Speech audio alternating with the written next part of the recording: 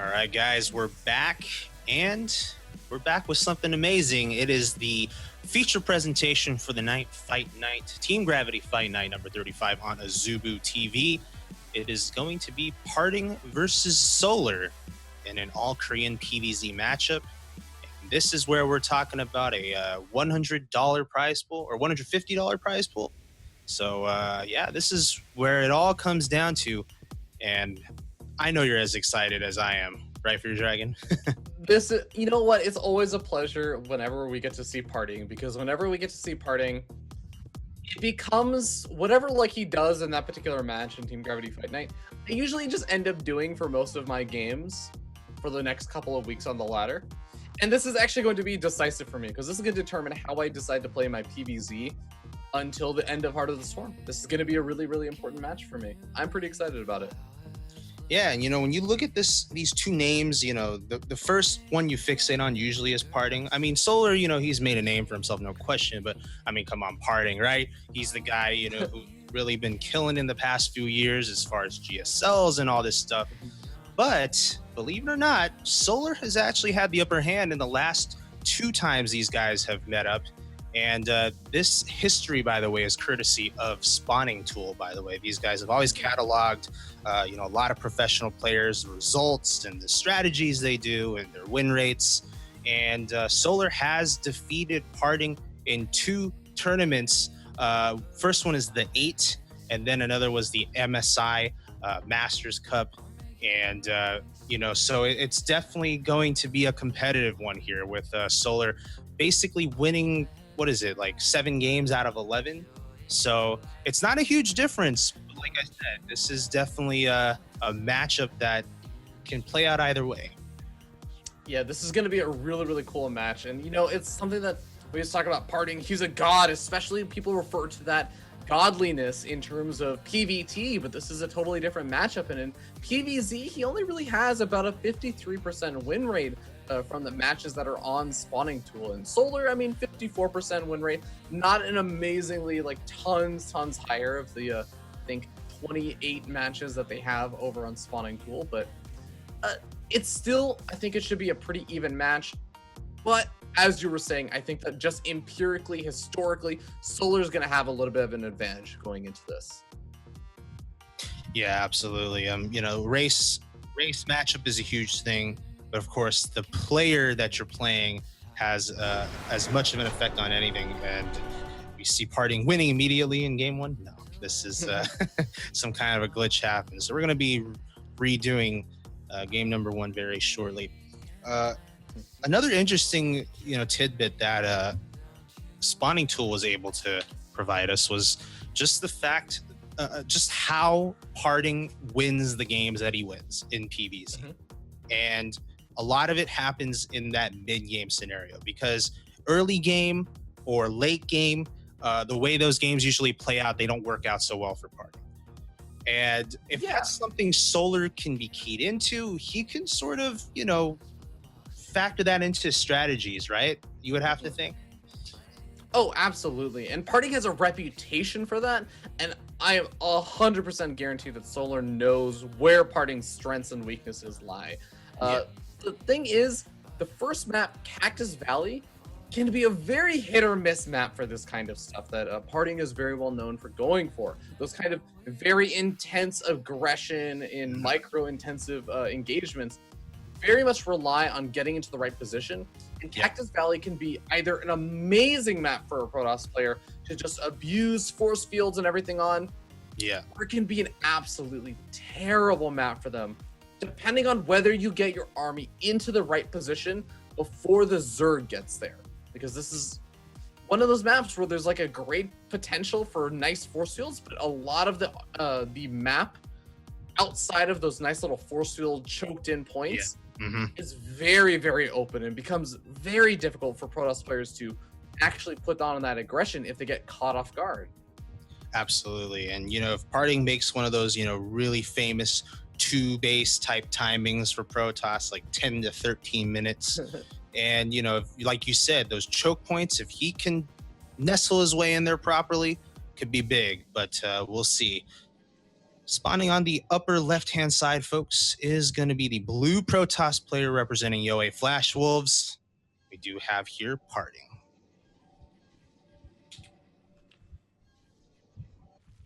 And his opponent spawning up here in the top right-hand corner of the map. It's the red Zerg player. It's Solar. Representing Team Samsung Galaxy. Yep, and immediately sending his Overlord to the right spot. It's always a luck of the draw thing on these 4-player maps, right? I mean, you just send your first Overlord to the close space and you choose one, and, well, he happens to get it right. Lucky him. Yeah, it's always nice when you can get the first scout off on your opponent and just reduce the chances that there's anything super crazy going on. But Pylon in the main base over here from Party, looking like he wants to go for a gateway expansion, most likely, or a Nexus first. We'll end up seeing how much money is actually with the Chronobus being thrown out. Looks like it is going to be a Nexus first. 4-player map, a little bit riskier to do, and this is going to get scouted out relatively early on from Solar. So, got a nice little win over there from Solar. But at the same time, if he does scout it out, he's also going to be revealing his own spawn location. So, Right. use that to his own advantage. But really quickly, I want to remind everyone, guys, that if you do want to contribute to the prize pool for this match, you can go to matcherino.com. You can actually contribute without donating any of your own money. If you want to donate your own money, I more than guarantee you that everyone will be much, much happier for it. But if you don't have the money to spare, it's totally okay. We absolutely understand. And you can donate with your own coupon code. All you have to do is use the coupon code PartinG, and that's parting, the player parting, and the word con, KHAN, as the coupon code, and it'll automatically just contribute $1 additional to the match itself, and you will not have lost anything. Yeah, show these players some love, guys. They definitely deserve it, because I know we're going to be seeing a really awesome best of 7 series. Check out what Solar's up to, guys. 3 hatch before pool already on Cactus Valley. So you get your money's worth in this kind of game, right? Potentially a long one if we're going to see someone play this macro oriented. Yeah, I'm starting to wonder about that too. And we do end up having, spawning pool and everything going down, and Parting sees the spawning pool and immediately knows, even without having seen the 3rd expansion, he knows, okay, wait a second, if your spawning pool's this late, you went for the 3 hatch before pool. And we'll see if Parting decides to put on the aggression in exchange for that. Or if there's 2 ways you can do it, right? You can either try and outgreed your opponent, or you can try and punish your opponent for playing more greedy than you. Exactly. And we'll see what route Parting decides to take. Still too early for him to have to make that decision, but it's going to come up soon as the Cyber has just finished. So let's see what kind of tech he's going to do. For now, it's just going to be Warp Gate as well as Stalker. And then Solar, of course, really not that many options for him at this point. You just kind of have to drone and really make getting that 3rd hatchery before pool worth it. So for him, it's going to be all about getting that economy. Yeah, and it's very revealing just to take a look at where the Chrono Boost is going down for Parting. Just throwing those down on the Nexus every time he gets an opportunity to, for the most part. And that is usually indicative that he just wants to play this out nice and macro-oriented. We'll see, he started to save up a little bit of Chrono Boost on his main Nexus, so maybe he's looking to potentially put on a little bit of maybe like 3-gate aggression or something, but, well, I don't know. The Stalker could clear out the way a little bit on the map. There's not exactly going to be a Zergling speed coming out anytime soon. So Parting could actually take a nice and early 3rd expansion, potentially. Yeah, and the longer he doesn't put down some sort of tier 2 structure, the more likely that's going to be what he's going to decide to do as far as getting that 3rd Nexus. But he is adding on additional gateways right now if for no other purpose than to make that wall. But we'll see if it's going to be a gateway slight pressure of some sort into a 3rd Nexus. For now, though, we're going to have Solar just sneak on in here with that slow ling and just be able to get a nice tour of Parting's base. I mean, sees just about everything he needs to. Yeah. Yeah, I mean, seeing the 3rd and 4th gas clouds is the big thing, I think, for Solar. Just saying, like, okay, I know that this is not going to be some massive, like, 6 or 7 or 8 gate all-in. So all I have to do is prepare for maybe a potential kind of weird tech coming out, or you're going for a 3rd expansion. It's probably one of those 2 things, and it's going to be the 3rd expansion. Yeah, indeed. Probe on that location drops that Nexus, and the Solar back at home. What's he up to? We got the Lair and the Roachborn on the way, so that dual, both in production. We're probably going to be seeing Roach Mm. speed as soon as they finish up. Uh, but still, just a lot of drones trying to get up to that nice worker count so far on 55, and then probably just move into that mass roaching. Maybe add a Hydralisk Den on top of it after Lair finishes. So Solar just really trying to set up for a nice mid game here because so far he hasn't really made any uh, army units, hasn't needed Yeah, to. I really like actually Solar's position right now with that early 3 hatch before pool and just the heavy economic play, and also just continuing that a little bit more.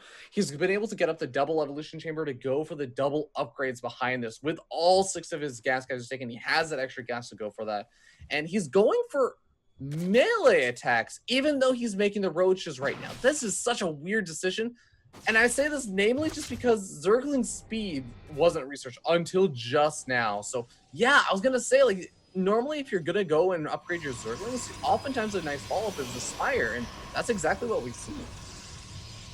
Well, Parting flirts with the idea of pressuring with just the Oh my small god, group of that sentries. Spire location. Yeah, this is interesting, right? Nice hiding of the Spire, I have to say, with the Overlord just dropping that creep there. Uh, Protoss but Nightmare. yeah, Parting doesn't commit to a pressure, and rightfully so because we had roaches being produced back at home. But Solar has kind of taken his foot off the gas pedal on that here. He's starting to make some lings again. Yeah, gonna start to make quite a few Zerglings right now. I mean, he's sitting up at a pretty decent drone count of 68 drones. His fourth expansion's going up. And he's actually putting on the pressure right now with the roaches. The Zergling's gonna come in from the right-hand side, but immediately force-fielded out. A really nice reaction time over there from Parting. Loses, I think, 1 or 2 sentries over there, but honestly, still managed to retain a decent number of the force fields. And Roach Overture is gonna make it difficult for Solar to put this aggression on. Yep, and this is kind of the choke points that you mentioned earlier, Fear Dragon. Just look at those lings getting trapped off there, and really Solar not able to do too much just yet. But he is seeing that those sentries are low on energy. He will potentially try again. So This is gonna get really dangerous over here for Parting. He does not have any energy left over, and the Mutalisks are now gonna be popping out. I don't think Parting has any knowledge whatsoever about that Spire because it's so well hidden between the 3rd expansion and the 4th expansion by that Overlord pooping out the creep. This is, again, I kind of said this before, but this is the stuff of Protoss nightmares. Robotic facility producing observer though, and it looks like Parting is looking. He is not going to be in the worst situation possible because it looks like he's gearing up to do something which is okay against this as long as he hits his timing. +2 Blink Stalker can deal with the Mutalisk play, but he does not want to get just kept inside of his 3rd. He doesn't want to just get kept defending. He wants to be able to put on the aggression, and this is where it gets awkward. yeah, I mean, Solar is going to make that difficult for Parting to do, putting on aggression that is. But luckily for Parting, he has cannons in every base, so that's going to give pause to these mutists trying to harass those mineral lines. And Parting keeping those units out as well, those stalkers, is making sure that Solar can't sneak those ground units in too as well into the natural or the 3rd. So Parting held that very nicely. All right, well, 4th expansion is now starting to get a little bit more saturated, and Solar is looking to be in a very strong economic position. If you didn't believe me when I say that, just take a look at the supply, 187 to 140. Now, granted, Zergling's a little bit easier to produce than just the pure Blink Stalker Force that Parting is going for with those sentries. But double Stargate coming out, so Parting is gearing up for the later stages of this. He's getting his air weapons as well, really planning to go hard on those Phoenix. I don't know if he's been playing a lot of Legacy of the Void, but this is something that I would expect to see out of there, or go into Phoenix and then transition straight into carriers. Yeah, this isn't something you see very often, right? The mid-game transition into multiple Stargate. Will Parting have enough time to do that? We'll see. Right now he's force fielding out those ground units, so he only has to deal with the mutas, and that's exactly what he wants here in this battle. But the sentries are taken out, though, by the mutas, and Solar is going to back off there. A lot of stalkers, though. Yeah, right now that's the only attacking army unit that Parting actually has right now, but he is going to be getting out that War Prism as well as those Phoenix, but oh, he needs to buy a little bit more time with these Blink Stalkers. He's blinking back, trying to deal with these Lightnings. The choke is working out really, really nicely over there, but he ends up losing the Mothership Core, which is going to make it a bit more difficult to defend both his natural and his third expansions until those Phoenix get out into a decent enough number. Yeah, that's a really important thing to point out there because, you know, we saw those cannons. You're like, oh, okay, he's safe with those bases. No, not exactly, because Solar's been really ramping up that muta count, okay? He hasn't lost many mutas throughout this game, if any. He's lost 7, but he's on 33 mutas right now. That's a massive amount, and they're upgraded. So, really, Mothership Core could have been an indispensable tool. Yeah, Needles coming in from the backside of the natural expansion while the Zerglings try and poke and prod at the front, trying to draw the Stalkers over to the front. And the Stalkers are going to be blinking underneath the Needles, trying to see what damage they can do, but not quite able to make a whole lot happen. Solar going to have to back off, but is building up a massive, massive mineral bank. And is just starting to just take the map because, honestly, he just needs the gas. Yeah, I mean, where Solar, you know, may not necessarily be breaking Parting as far as damage-wise, he has all the map control right now. And he's taking over the right side of the map. Muta's right now cleaning up those Zealots on the ground. No reason to engage with those Stalkers. We're going to see Solar back off a little bit. And, Have the Phoenixes been hiding? yeah, I guess he's just trying to bank those up, huh?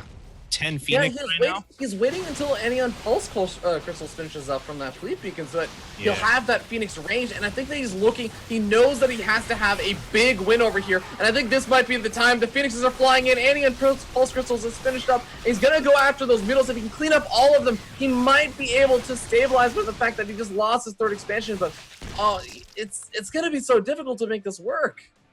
Oh, yeah, just maybe, you know, 20 seconds earlier and he could have saved that third, but unfortunately he loses it. Oh, man, those Phoenix flew a little too close to the mutas for a second there, and we do see, actually, none of them died there. That's actually pretty lucky there for Parting. I mean, it's still really, really difficult over here. He basically almost has to win the game with this pushing because losing that natural or that third expansion is so brutal. He's doing a good job at picking off these mules, but again, like with Corruptors coming out, he still has to deal with all the Zerglings, and he has to win the ground battle. Solar has a booming economy and a large number of minerals banked up. And he also has a decent amount of larvae saved up as well. 22 larvae can remax on a ton of those Zerglings, maybe make more Corruptors or Mutalisks, whatever he really wants. It's kind of up to him. The only limiting factor is going to be that gas. Yeah, and, you know, one thing to also point out here as well is that we're going to see an upgrade advantage for those mutas. Although, of course, against Phoenix, you know, the mobility is tough. But Phoenix are only at +1 at the moment. But Solar needs more Corruptors first, though, before he can engage. Yeah, Parting's doing a pretty amazing job so far with the handful of Phoenix. And he's continuing to produce additional Phoenix, saying, okay, well, I've got this advantage. I might as well carry it on. And the Stalkers are going to finally come and back this army up and see what damage he can do. But honestly, again, like these Phoenix, they're doing some serious work. They are keeping Parting in this game. Yeah, they are. The Phoenix have killed off a lot of mutas already, and now we're just seeing only mutas engage this completely anti-air army here. The Lings are only arriving now, and that's already a lot of mutas being taken out. Yeah, but the Lings are doing some really nice work with those +2 weapon upgrades for the melee, and they absolutely obliterate the ground, especially with the drone pool being added in. The Phoenix may be winning the air battle, but there's nothing to follow it up afterwards. Yeah, and really, Solar, you know, did a good job there in holding. He did lose a good number of drones. No, not really, just 5. So not the biggest drone pull ever. And now that there are all these Corruptors out, the Phoenix now are not going to be able to have free reign over the Zerg territory.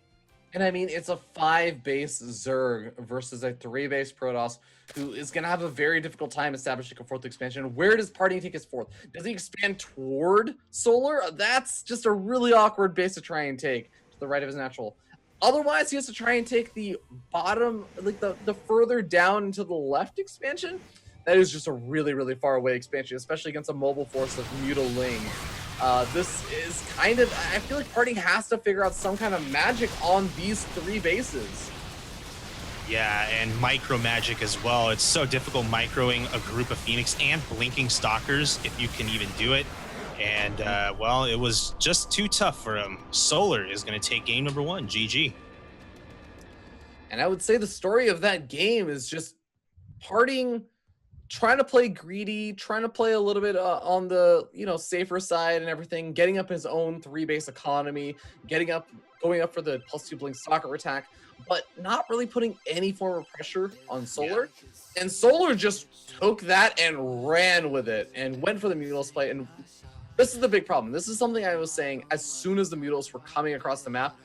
The problem that parting was going to face with the Blink Stalkers, even though Blink Stalkers actually deal with Mutos relatively well as a defensive mechanism, the problem is you can never move out. You can never leave to go and be aggressive.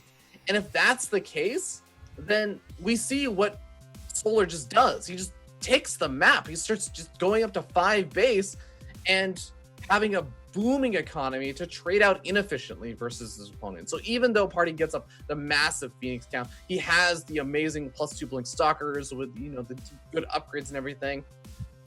It doesn't matter. Yeah, and Solar managed to pull off getting these 2 major advantages, which never happens. Usually one or the other, right? Usually the guy who's playing super greedy isn't the guy who also can maintain map control, because they're supposed to have less units, right? But somehow he was able to do both, and that just really suffocated parting in that game number 1. But moving on to game number 2, we are going to be seeing Dash and Terminal LE as the venue of choice. Let's see where everyone's spawning here, guys. We do have here the blue Protoss player over in the 3 o'clock position, which is, of course, the middle right-hand side, representing Yoei Flash Wolves and down 0-1. Ladies and gentlemen, this is parting. And his opponent spawning up on the top center side, we have the red Zerg player representing Samsung Galaxy. It is Solar, sitting up 1-0 in this best of 7 series. And if you guys do want to see a little bit more money being put on the line, you guys can contribute yourself. Go into the Matcherino page that's being linked in the chat repeatedly. And if you don't want to actually use any of your own money, that's totally fine. I 100% understand. So does Team Gravity and Droopy and Master Dulk. Everyone understands. Sometimes you're just a poor college student, but there's still a way you can contribute to the prize pool if you use the promo code PartinG, KHAN. Just one word. You can actually add $1 to the prize pool for the Match Arena website. So please go ahead and check that out. There's absolutely nothing to lose for yourself. And we'll see how this game ends up going and who's going to be able to take the $150+ that are on the line for this. Well, that is a very far forward Forge, which makes sense because, I mean, that is the natural. But Forge first is something we don't see very often these days, but it's making a comeback here as far as parting is concerned. And why not? Because you get the Forge first, you can do stuff like what we're about to see here, a potential cannon rush on this natural. And this is such a hard map to make cannon rushes happen on, though, because the problem with Dash and Terminal is that there's no room behind the natural. You have to cannon inside of the mineral line, which can work, and I mean, parting might be able to make this work, but 3 drones already on that first cannon. The second cannon, it's starting to go up, but I mean, more drones being pulled. This just is not going super well for parting right now. Yeah, all you can really say here is, oh, I made him pull some drones and delayed his mining, which is true.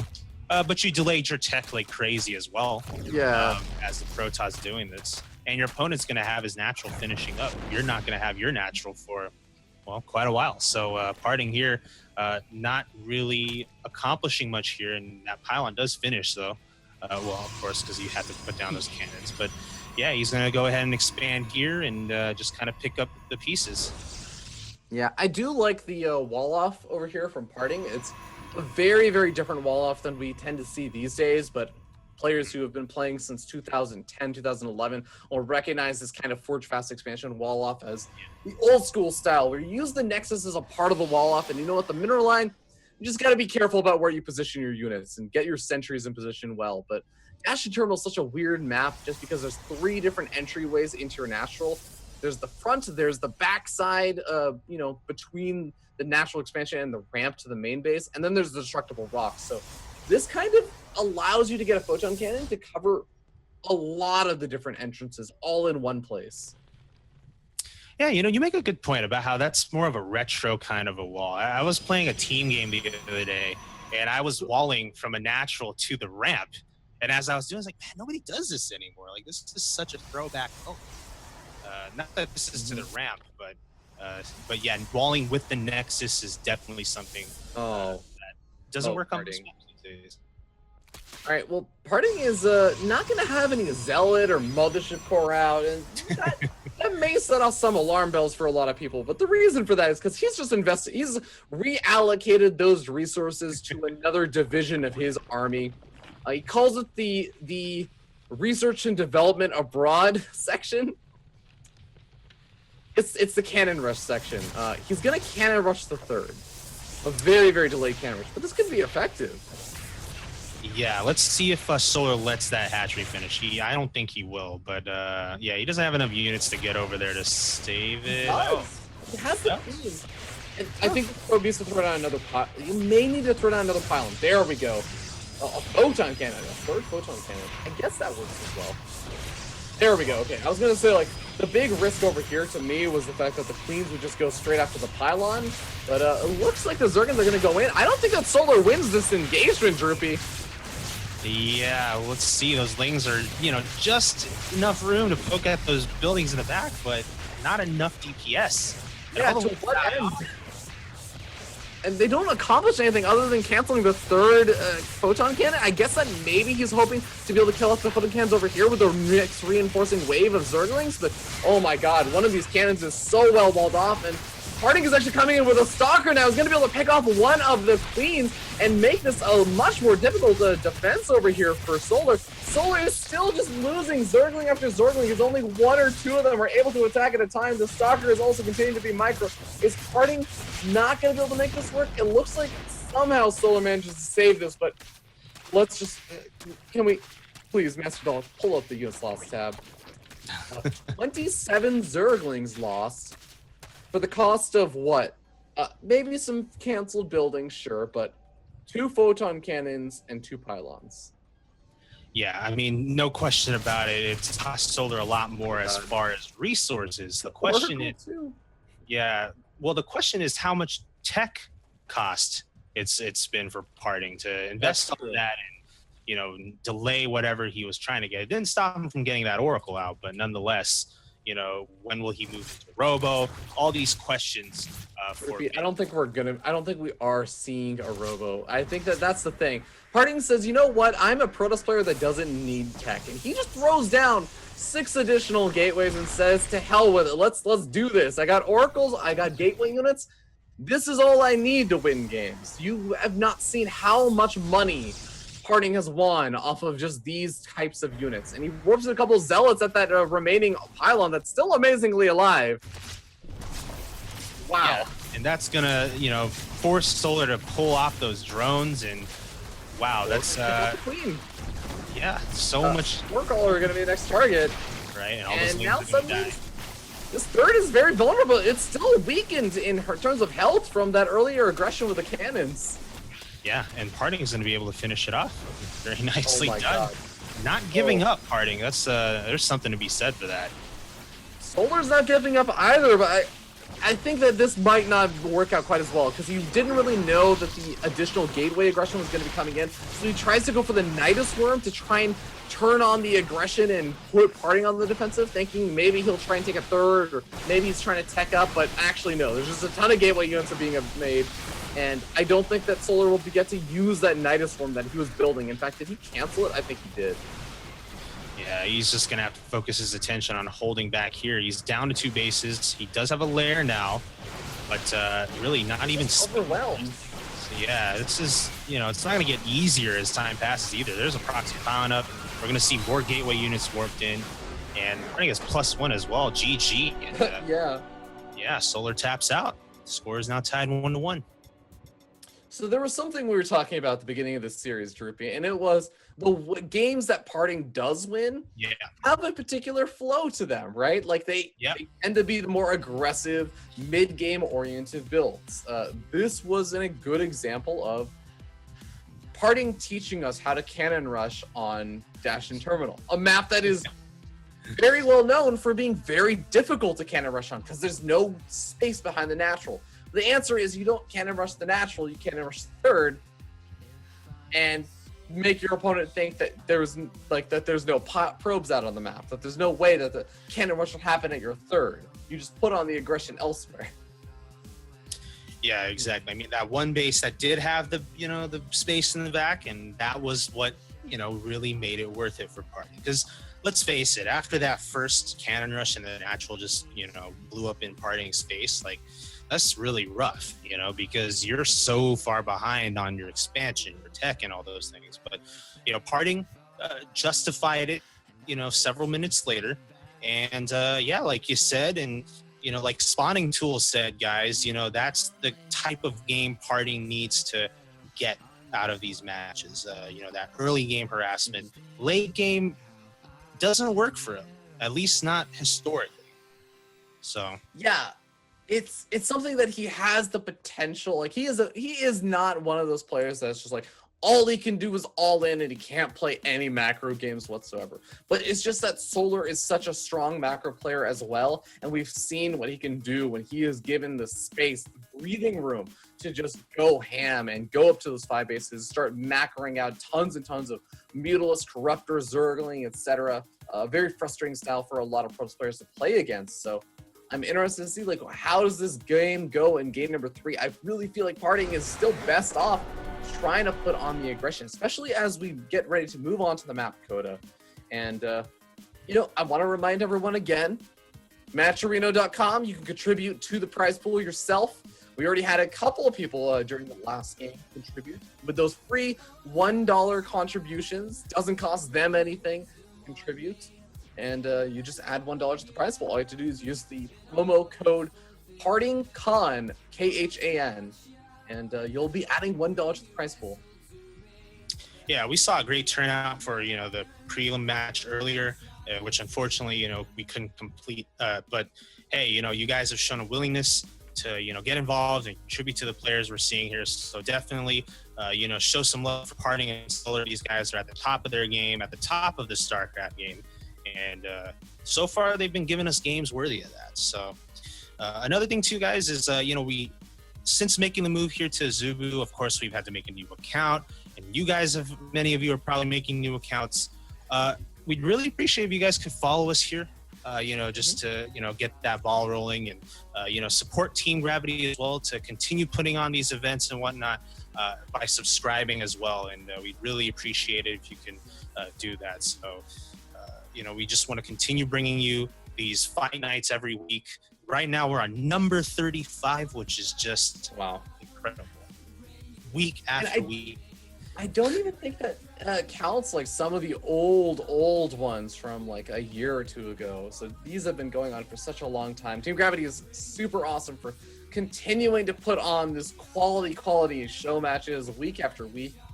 And Droopy, I couldn't be happier to be here with you and watching these two awesome players play, man. Yeah, likewise, for sure.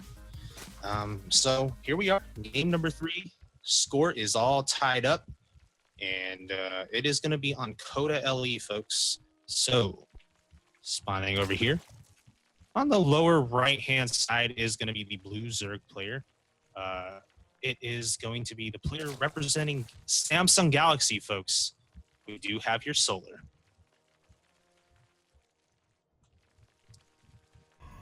And his opponent spawning over here in the top left-hand corner of the map. It's the red Protoss player representing Yowie Flash Wolves. It's the beast himself, PartinG.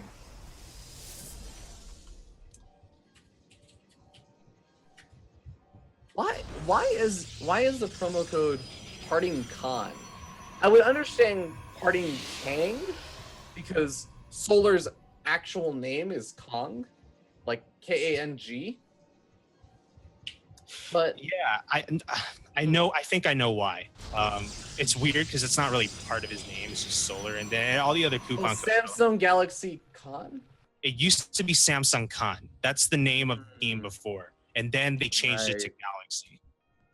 So that makes sense. That's what happened. And the only reason why I remember this is because when Stork decided to play StarCraft 2, they always said like, just for Samsung Khan, this is Storm. I remember now. Yeah, you're right. Yeah.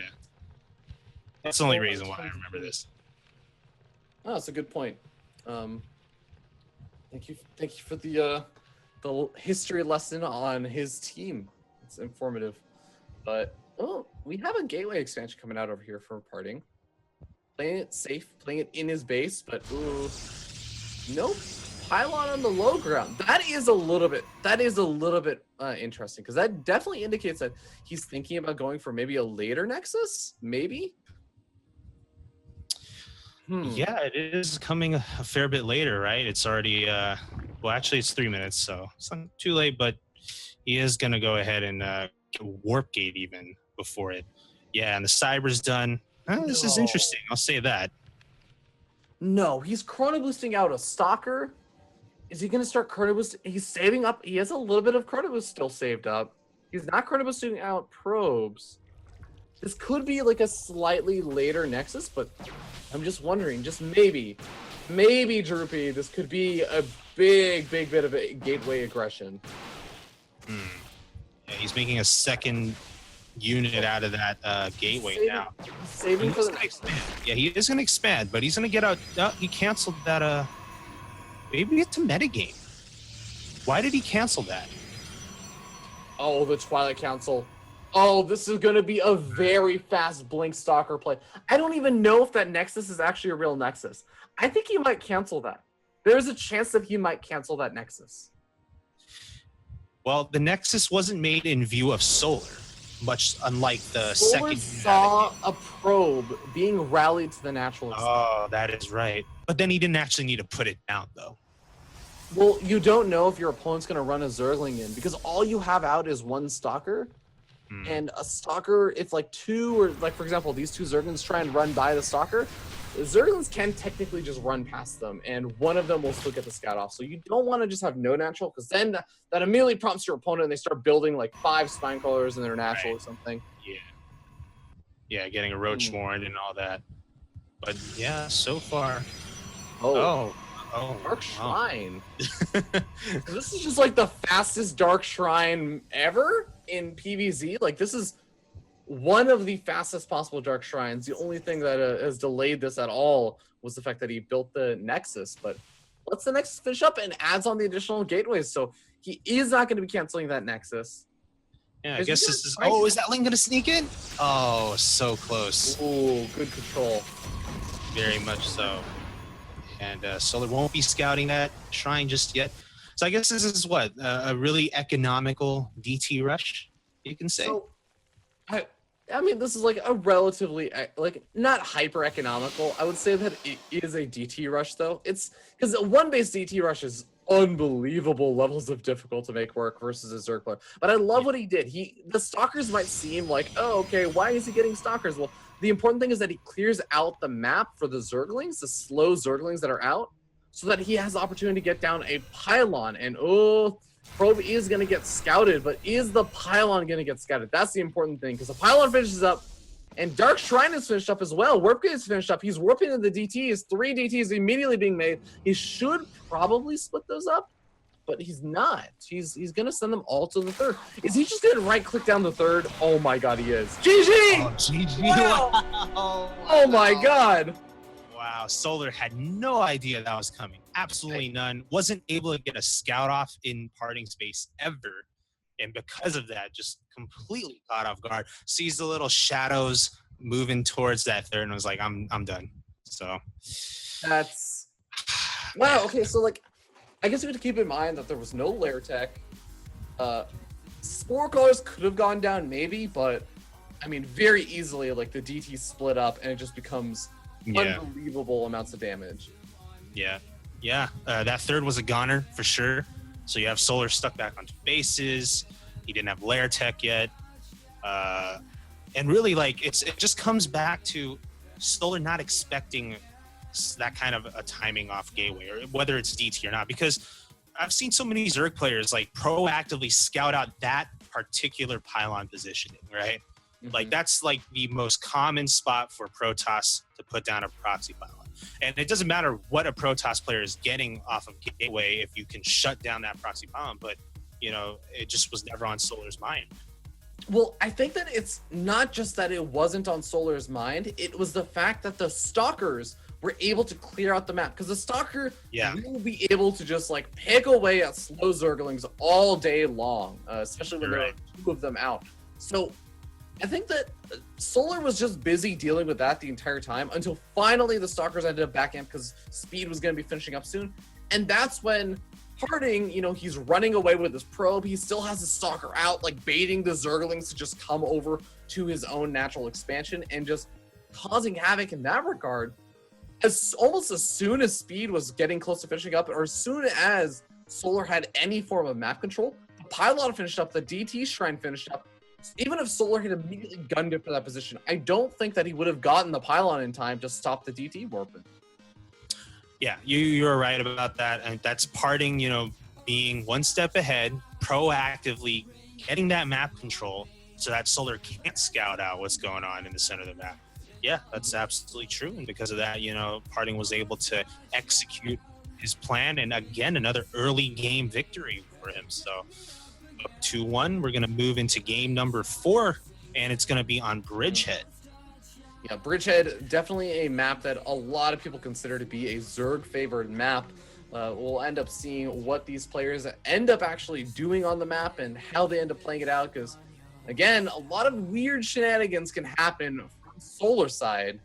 We'll see if he throws them out, but for now, we're going to be spawning on top of the blue Protoss player representing Team Yowie Flash Wolves. It is PartinG sitting up 2-1. It's best of 7. And on the other side of the world, we do have here, it is the red Zerg player spawning on the left-hand side, representing Samsung Galaxy. We do have here Solar.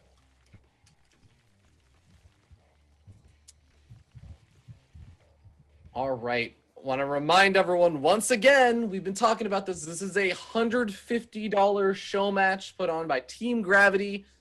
It's called Team Gravity Fight Night. If you guys are tuning in for this for the first time, and I want to welcome you guys over here to the Azubu stream, which is our new stream and our new home for Team Gravity Fight Night.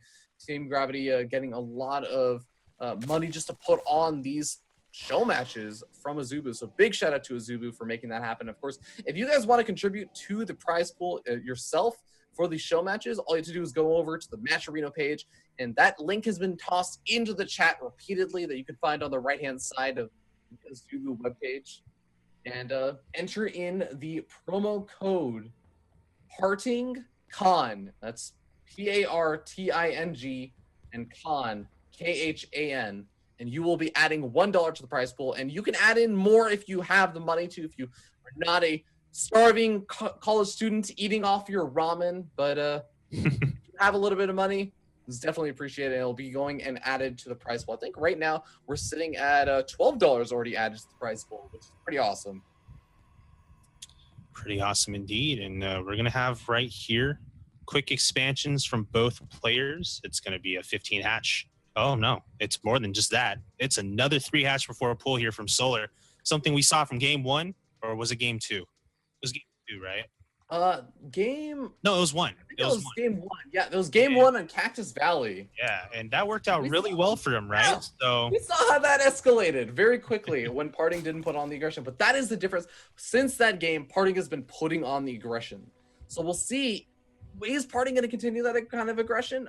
Right now, he's getting the gas guys in his main base. He's getting up his natural expansion, but he still has a great opportunity to put on all sorts. I mean, this is like the book of Protoss bullshit, right? Like all the different ways Protoss can screw with their opponents with all kinds of different builds. Yeah, that's a reference to that very infamous, what was it, the guide on Team Liquid of all those various Protoss builds. It seemed that, how long ago was that? It was like 1 or 2 years ago, huh? You know what? It doesn't matter because it's timeless. I have already been working to adapt some of those tasteless builds into Legacy of the Void. I'm anticipating another book of Protoss bullshit for Legacy. I want to see a new one, yeah. Definitely like a version 2 or something. Right here we have Parting curiously moving his probe to the upper Ooh. right-hand side. He's Oh, obviously gonna hide something. uh, speaking of, yeah, I guess like Protoss bullshit. Um, this is a great way to do it. Now, if Solar moves in with his overlords in sometime in the next like minute or two, and if he gets a, this is the problem, right? Like you try and get a scout off on where your opponent's pylons are, and you base what you think your opponent's gonna do based on like, okay, or sorry, where you think you should scout on where your pylons are or where your opponent's pylons are. He's gonna move in. He's gonna see 3 gateways. You can probably think, oh, that's nothing too crazy. I mean, the gateways are a little bit late, but nothing like super. Actually, I don't even know if they're late. I don't even think they are late. I think they're pretty much straight on time. Yeah, well, if your overlord can't get the job done, you can sneak in a couple lings to help finish the job too. But they didn't get too far though. They certainly didn't go to the back of the natural to see, what isn't there, right? As far as what Parting's making. So I don't know. Solar could still be in a little bit of the dark here, but he is starting to make some army units. So we have some lings on the way. There's a roach swarm being placed down. Mm. What is Parting hiding? It's that Twilight Council. So are we going to be seeing DT or are we going to be seeing Blink here? I think that we might be seeing Blink just because we have just for the gases. Yeah. Yeah. Yeah, exactly. Like he doesn't have the third or fourth gas geysers, and I think that not seeing the third or fourth gas geysers, Solar, I think that is what prompted this Roach Warren and the flood of Zerglings being pushed out. He sees the third and fourth gas geysers being taken now, but this is still pretty late. He's droning up. I think this is my guess, but I think that he's droning up after seeing those third and fourth gas geysers going down and saying, "Oh, okay, well maybe he's just playing a little bit like." He held off on those gas geysers for a little bit because he's looking to try and grab a third pretty soon. I guess I can get in a round of drones, but he needs to make sure he has all of his units prepared. And I think he's starting to make units now because he says, why did you make a pylon on my side of the map? What, are you gearing up for something? Yeah, and then another way, of course, you deal with that is to take out the pylon, which he just did. And that goes back to the last game, something he couldn't do. And now he has map control again. So this is kind of, where Solar can do a little better for himself, like in game number 1, right? He controlled the entire map. He was able to keep Parting in his base. Is that going to happen again here? So far, so good, I have to say, for Solar, even with just these slow lings. Now fast. Yeah.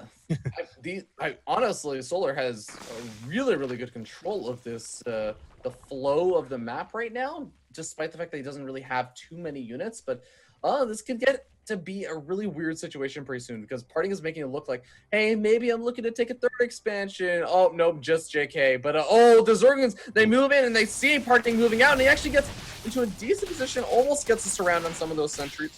But he's going to be able to get a Stalker at least and pull his army back, buy himself time. He immediately starts up Burrow. He immediately starts up a Spine Crawler.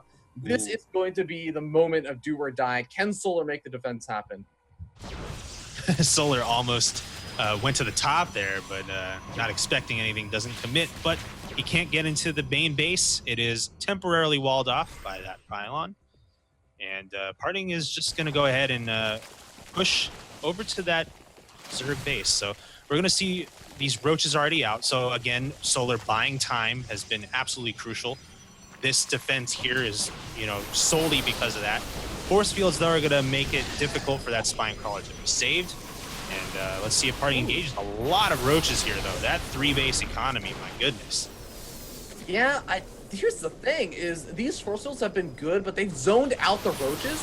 They haven't been cutting them in half. This is more of what Parting really needed to do. He needs to cut these roaches in half and get pick-offs. Those previous sets of force fields didn't really get that, and now he's basically out of energy, and I still feel like Solar has a lot of Zerglings and roaches around to overwhelm this force.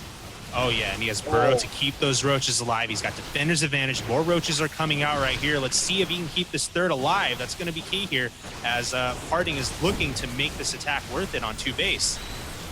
Yeah, some nice Blink Micro coming out from Parting saying, well, you might have Burrow, but I have Blink, and my Blink Micro is one of the best in the world. Burrow goes down. Once again, Parting has to be careful about where he attacks this into.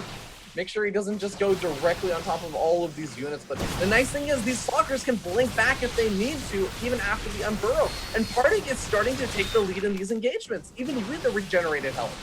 Oh, man, never underestimate Parting on Blink, right? Oh, everything on Burrow's right on top of those Stalkers. But again, we have half a Blink back. And really, Harding is just getting his money's worth of soccer, and his third is going to go down. Oh, this blank micro is phenomenally good. This is the Parting that we know and love and expect to see. Parting already sitting up 2-1 in this best of 7 series, taking out the drones, taking out the third, and it looks like he may even take out all of these roaches that are here. GG is called. He is 1 game away from victory in this series. That was one heck of an engagement that Parting put up there, because really going into it, like Solar, you think he has defender's advantage. He's got 3 bases, injects and everything, and he's up by, 30, 40 supply at the beginning of that fight. And Parting just, really good micro there, able to really live up to what Spawning Tool told us he'd be doing, is winning those games, earlier on in the mid game, not so much, where it's like a 20-plus minute game where Solar can get the economy he wants to get. Mm-hmm. That's why right now Parting's up 3-1. Yeah, and being up 3-1 is an amazing feeling. As a Protoss player that specializes in builds that revolve around aggression. Because as we were talking about the big Protoss book of bullshit, I say that a little bit jokingly, but the point is not that I'm saying Protoss is bullshit. I'm saying that Protoss has so many different forms of aggression that are available to them, and that is the style that Parting has been taking games off of Solar with. The one game they tried to play as a bit more of a macro-oriented game. I wouldn't say it was entirely macro-oriented, because it was still +2 blink stalker attack that was planned, but that was the game that he didn't put on the early 2-base aggression on, and that was the game that Solar just ran away with his economy. And he just has so many opportunities now. He has 3 different opportunities to just throw out some form of aggression and see what sticks and see what doesn't, and utilize that knowledge in the next game to try and make the next win happen. So Parting is in a very, very strong position. Solar has a very rough road ahead of him if he wants to bring this series back. Well, as rough as the road is, we've seen many Fight Night alumni travel it before, and Game 7 is definitely not out of the question. We've had so many of these show matches reach to that ace match point, and this one, might not be an exception, so we'll see. Again, 35 series of Fight Nights, including this one. That's a lot of times we've seen players really be able to, squeeze out a 7-game series or a 5-game series in the prelim. So, yeah, I don't know. It's a little bit funny just because of something that we like to call the Team Gravity Fight Night curse, which is actually only a curse for the player that's ahead. It's a blessing for the player that's behind. It's a blessing for the commentators. It's a blessing for the viewers. It's a blessing for everyone except for the player that's ahead. But we still call it the Team Gravity Fight Night curse. And it's that almost always we tend to have very, very close series here on Team Gravity Fight Night. Either the scores are close or the games are close or both. And right now, this is the one thing that Parting is going to be cursing if he ends up getting a little bit closer of a series than he really wants to right now. This is Solar's opportunity to shine. The Fight Night curse is going to be going quite well in his favor. And we're going to find out what map he ends up picking, because I think that there's a little bit of confusion on the map vetoes or like the map picks that were left. And we have a couple of maps left over: Iron Fortress, Terraform, and Moonlight Madness. Now, Droopy, those 3 maps, we've seen them for a good chunk of Heart of the Storm now, or I should say the last season for Heart of the Storm. We're going to be seeing these maps phased out pretty soon, but how are you feeling about these maps? Are there any kind of maps that, of those 3, Iron Fortress, Terraform, Moonlight Madness, that you would like to see Solar pick? This is a good question. I think for Solar, we saw him return to that really greedy play, right, with 3 patch before pull, because that's what worked for him in game number 1. So I would have to think he would prefer to play on a map that suits that kind of opening.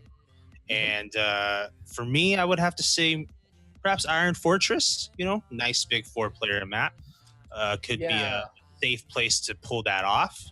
But in fact, we're actually going to see him go ahead with Terraform as his choice. So, this is a 2-player map, and we'll see what he will have in store for us. Yeah, Terraform can be, hit or miss for Zerg players defending against Protoss aggression, just because This map is very, very force field friendly. And at the same time, it's a time old thing of get to your opponent as they're moving out across the map, and it suddenly becomes a lot less force field friendly. It becomes a lot more difficult for the Protoss player to actually make that kind of aggression work. But with that being said, we're going to find out what Solar's plans are on this map as we go ahead and spawn on top of the player Speak of the Devil, representing Samsung Galaxy, and got to make a long road comeback. It is Solar. And on the opposite corner, the upper left-hand corner, it is the player representing Yoe Flash Wolves, the red Protoss player, looking to close it out here in game number 5. We do have here PartinG.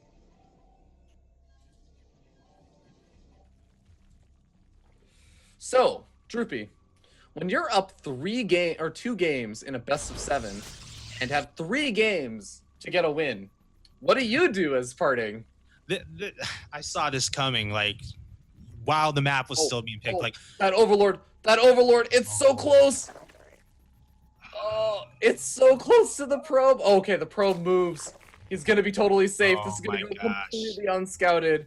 My goodness. And you know, you have 3 games, plenty of room for error. So hey, let's do something crazy and see if it works. It'll be a quick win. If not, hey, I still have 2 games to close this out. And 15 hatch. Oh no. Oh boy. Oh no, not like this, Solar, not like this. Well, you know what, Droopy, it's times like this that you have to remember Jaedong defending a 3 hatch before pool versus the in-base proxy 2 gates. Magic can happen if you believe hard enough. Oh, the drone's being rallied over. He scouts. He scouts it. Cancels the hatchery, by the way. The problem is what follows this, right? We're gonna need to see a spawning pool. There it is. There's that spawning pool going down. But spawning pool gonna be finishing up after the first 2 zealots are already going to be out. Actually, we might even have 3 zealots out before the spawning pool finishes out with the chrono boost constantly being thrown down. But well, we end up having probe getting. I want to note that probe is actually very important because the probe makes it so that these zealots will be able to 2-shot any Zorgons that come out, as well as the drones, rather than 3-shot them. So keeping that probe alive is actually really, really helpful. Yeah, absolutely. And, you know, these drones, this is rough. He can't even mine with them. Look, I mean, yeah, he's trying to keep them alive, but what's the point of them being alive when you can't even mine anything? He's just drone, mineral walking over and over around, but 3 zealots makes it difficult. Spine immediately canceled as the zealots focus on it. 1 spine going down in the mineral line, canceled again. And now that there's a 4th zealot here, I don't know if we're going to see any Jaedong-like miracles, but there are lings out. That helps. Yeah, the lings are going to help, but Solar has already fallen supply. GG gets called. PartinG takes the 4-1 victory in Team Gravity Fight Night, saying, "Your curse means nothing to me. Do you know how much money I have? Do you know how much money I've won?" Oh, indeed. And that is one heck of a finish there from PartinG. So congratulations to him with a 4-1 decision. He is now $150 richer. Actually, sorry, $100 richer. Solar, though, does get a consolation. Actually, I'm going to correct you one more time. $114 richer, I believe. Oh, Maturino, right? That's right. Maturino contributions as well. And of course, it's not too late, guys. If you are quick, you can still donate or contribute $1 to the Maturino funds for the show match. Yeah, and Solar does get 50, so that's cool for him. And I assume we're gonna have him back later here for a future fight night for him to, get some redemption. But as far as things go for PartinG, that means he qualifies for yet another Tournament of Champions. He was in the previous one. So sometime like maybe 3 weeks from now, we're probably going to have another Tournament of Champions. And, PartinG's going to be fighting for an even bigger prize pool now because, of course, of our new partnership with Azubu. So great stuff. Yeah, you guys can definitely be excited about that. But I want to thank you, everyone that decided to tune in, and especially everyone that decided to follow the channel over here on azubu.tv/teamgravity. It's a very new channel, and that's why you might see why we don't have a lot of the followers yet or anything. This is the first broadcast we're doing, I think, on Azubu. So please give us some love over here on azubu.tv/teamgravity. give us a follow. You'll get notifications about when we go live. If you don't have an Azubu account or a Azubu.tv account yet, just go ahead and make one. Trust me, it's a great website. And of course, I guarantee you that, this isn't just like some random off-brand streaming website or something. Like, you guys can actually check out other streams that are StarCraft related on this site. There's a lot of amazing Korean players. If you like PartinG and Solar, I mean, there are some pretty awesome Korean players of their level that are also streaming on Azubu. So definitely worth registering an account and following the channel. Maybe even subscribing if you want to be extra supportive of Team Gravity Fight Night. And Droopy, I know that we talked a lot about the statistics that Spawning Tool gave us earlier on in the series for today, but let's give him a little bit more love, because it's been a little while since the earlier part of the stream. Yeah, Spawning Tool, this is a tool that we can all benefit from if you go to the website spawningtool.com. Basically there you'll see replays from all sorts of events with pro players, of course, in them, and you'll be able to analyze their win rates, like what we just kind of did throughout the last series, looking at which length of games PartinG does the best in, but also the kinds of build orders they do, the percentage of times they use certain build orders and stuff. It's a very valuable resource, and you can learn from the best players in the world by analyzing their games. And then, of course, we need to thank Matcherino as well for providing our viewers a new way to really get involved with the show matches by participating and donating to the prize pool. And really, Matcherino also contributing a good amount of money as well through these coupon codes that you guys have been using tonight. So thank you all very much too for humoring us with that. So this has been an awesome event to open up Team Gravity's partnership with the Azubu, and I'm certainly looking forward to the future events we have in store, especially when Legacy comes around. And so I'm excited. I am also excited, man. I want to give one final shout out before we start to close things out to the people who all contributed a little bit something extra beyond just the coupon code to the matches. And I know it was a little bit unfortunate how the Puck versus Ruff series ended up turning out, with Ruff having to leave to go and deal with the real life commitments in the middle of the series. But huge shout out goes to Dustin is Duck, Archnog, and Zanek, who are all contributed about $21 to $26. You guys are freaking awesome. Thank you so much for that. And let's not forget about our friend Dalk as well, who has been producing the entire event. And, again, the production quality has really gone up thanks to him. I'm seeing things like instant replays. I'm seeing stuff like these graphics and transitions and stuff. Dude has done a fantastic job behind the scenes. You're hearing our voices, but you're seeing his work. So definitely a big shout out to him. And, I guess that just leaves us, Fear Dragon. Been a pleasure casting with you once again. I think this is a dynamic duo we need to repeat more often. It definitely is, man. Team Droop Dragon is something that I think it needs to keep happening a little bit more often than we end up letting it happen. But Droopy, where can people catch you at, man? Hey, man, voice of Team Gravity.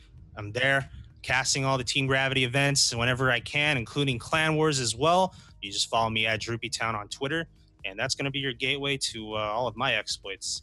And then Fear Dragon, let's not forget about you. Same kind of thing, just Fear Dragon 64 on Twitter and Twitch, and those are the main two places that you guys can find me at.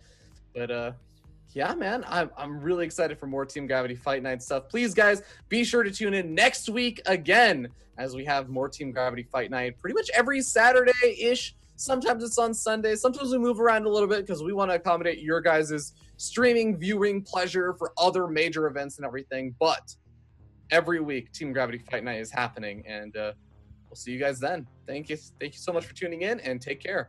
Yeah, enjoy the rest of your weekend, guys.